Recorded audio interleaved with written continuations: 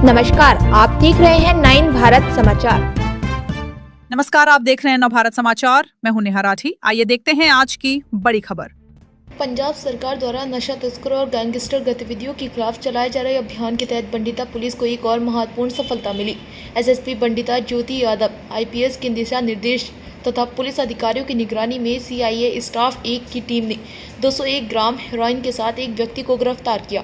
जगराम तीर्थ बस अड्डे के पास एक संदिग्ध व्यक्ति को रोककर पूछताछ की गई। तलाशी लेने पर उसके कब्जे से 201 ग्राम हेरोइन बरामद हुई। हाँ जी सर, हेरोइन फड़ी है 200 ग्राम की है पूरा।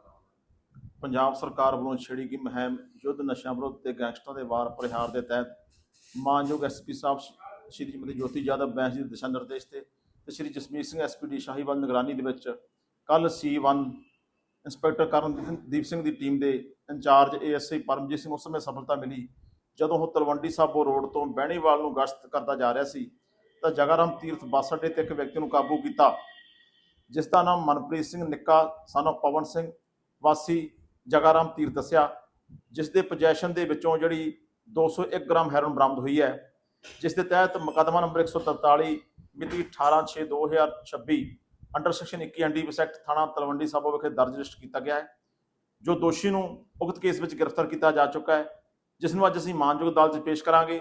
ਉਸ ਤੋਂ ਬਾਅਦ ਰਿਮਾਂਡ ਲਵਾਂਗੇ ਤੇ ਹੋਰ ਇਸ ਤੋਂ ਢੁਕਾਈ ਨਾਲ ਪੁੱਛਗਿੱਛ ਕਰਾਂਗੇ ਕਿ ਜਿਹੜੀ ਹੈਰੋਇਨ ਇਹ ਕਿੱਥੋਂ ਲੈ ਕੇ ਆਇਆ ਸੀ ਅਤੇ ਇਹਨੇ ਕਿੱਥੇ ਕਿੱਥੇ ਸਪਲਾਈ ਕਰਨੀ ਸੀ। ਇਸ ਤੋਂ ਪਹਿਲਾਂ ਵੀ ਇਸ ਮਨਪ੍ਰੀਤ ਸਿੰਘ ਨਿੱਕੇ ਦੇ ਖਿਲਾਫ ਇੱਕ ਰਾਜਸਥਾਨ ਦੇ ਵਿੱਚ 10 ਕਿਲੋ ਡੋਡਾ ਪੂਰਾ ਚੋਸ ਦਾ ਮੁਕੱਦਮਾ ਦਰਜ ਹੋਇਆ, ਜਿਸ ਵਿੱਚੋਂ ਇਹ ਜ਼ਮਾਨਤ ਤੇ ਆਇਆ ਹੈ।